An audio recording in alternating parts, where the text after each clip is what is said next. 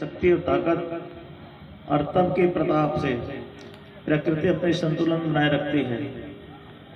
वर्ण क्या है कि आप जानते हैं, संपूर्ण जगत संसार में 3 हिस्सा पानी, 1 हिस्सा जमीन माना गया है। और नीचे भी पानी एक मलाई की तरह, दूध में जैसे मलाई हुआ करती है उसी तरह से यही है कि संतों का जो तमाम जो संदेश और उपदेश मानव मात्र के लिए होता है, समाज को दिशा देते हैं, समाज को एक जीवन देते हैं, रोशनी प्रदान करते हैं। जहाँ भी वो जाते हैं, सदगुरु कबीर साहब ने अपने ज्ञान का जो प्रचार पंथ तक सीमित ही रखे। शहर है, गांव है, देहात है, गली है, खोर है, देश है, विदेश है, तमाम जगहों में जा कर के उन्होंने प्रत्यक्ष रूप में, परोक्ष रूप में, जहाँ भी जो कुछ अनुकूल प्रतिकूल परिस्थितियां देखी, अपने भजनों सरल भाव के माध्यम से अपने विचारों को रखे। क्यों रखे? साहब भी प्रत्यक्ष कहने में, डायरेक्ट करने में परहेज रखते थे। प्रकट कहूँ तो मारिया पर्दा रखे न कोई। मारिया का मतलब प्रतिकार अर्थात स्वीकार न करना। इसलिए बड़े मनोवैज्ञानिक ढंग से, बड़े सरल ढंग से, क्योंकि ऐसे ढंग से वो बात को हम आपके समक्ष रखते हैं कि उनको कहना नहीं पड़ता और मालूम हो जाता है करने वालों को। और मालूम के साथ साथ साइड इफेक्ट नहीं करता, रिएक्शन नहीं करता, उससे शिक्षा प्रेरणा लेता है, सुधार अपने जीवन में करते हैं, स्वतः अनुभव करते हैं। क्योंकि हम आप तमाम जो लोक लाज से डरते हैं, अपनी कमजोरी, अपनी खामियां कोई ना जाने, ये हम समझते हैं, लेकिन हमें कमी क्या है सबको हम आपको मालूम है। तो संतों की जो वाणी हमें नींद से जगाता है, सचेत और सावधान करते हैं, और बिना कुछ कहे सदगुरु कबीर साहब ने संसार की तरफ दोष नहीं देखा, निंदक नहीं आके कहा। जो आलोचक हैं, क्योंकि हो सकता है अपने में जो सुधार की आवश्यकता है हमें दिखाई ना दे, क्योंकि हम अपने तरफ नहीं देख पाते, हम संसार की तरफ देखते हैं, बुरा जो देखा नहीं चला। तो सदगुरु कबीर साहब के जो विचार और सिद्धांत, सृष्टि में ऐसे व्यक्ति कौन है जो अपनी बुराई को देखता हो और अपने आलोचक, प्रतिद्वंदी, विरोधी को अपने पास रखते हैं पूर्ण सम्मान के साथ, पूर्ण अधिकार के साथ, स्वतंत्र होकर के। तो क्या है कि सदगुरु कबीर साहब इस शब्द के द्वारा क्या मैसेज देना चाहते हैं, क्या संदेश देना चाहते हैं, किन लोगों को देना चाहते हैं?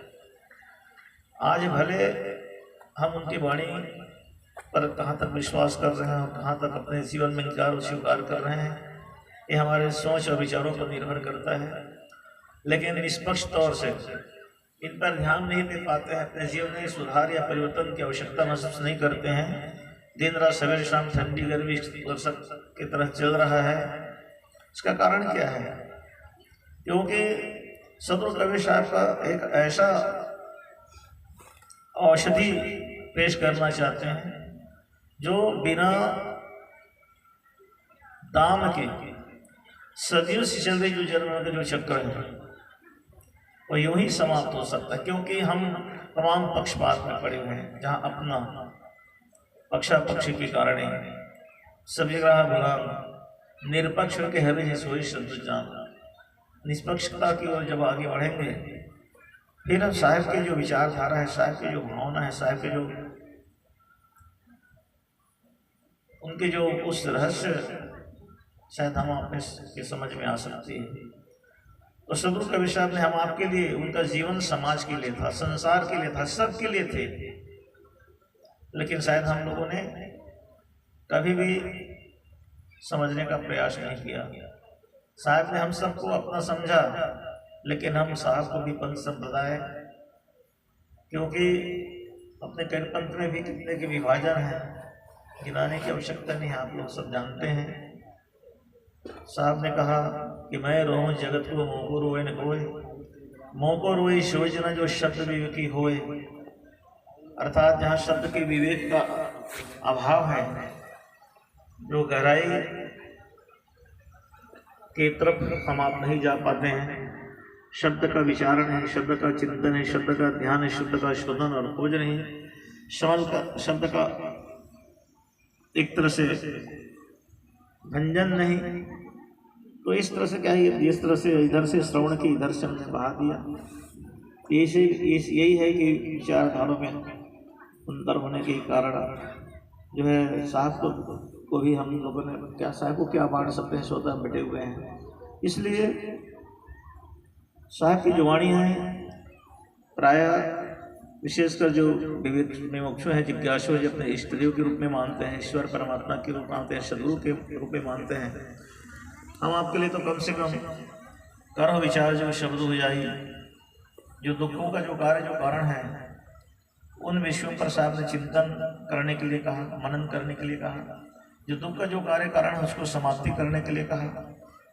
तो यही है कि जब तक के सांस बिना सुख ना ही ना कोटि करे जो हो, कितना भी हम उपाय कर लें, लेकिन जब तक के उस गहराई की तरफ यदि हम ध्यान नहीं देंगे, साहब के वाणी वचनों पर स्मरण और चिंतन नहीं करेंगे, नहीं जीवन में स्वीकार होने कारण होगा, तब तक के अनेक प्रकार के आपदाओं से, विपदाओं से, संकटों से, संकल्पितों से जो चित्त जो घिरा हुआ रहेगा। इसलिए सदगुरु कबीर साहब की वाणी की आवश्यकता प्राय हम सबको है। अभी कुछ लोगों के विचार आप सबों ने श्रवण किया। कल दोनों समय सत्र चलेगी और जितने भी हमारे महापुरुष महंत साहब लोग मंच में बैठे हुए हैं, कुछ भजन के रूप में अपने विचार को रख सकते हैं, प्रवचन के रूप में रख सकते हैं, रख सकते हैं। सभी के वचनामृत आप गुरु धनी धर्मदास साहब की, चार गुरु वंश की, सकल हंस को बंदगी।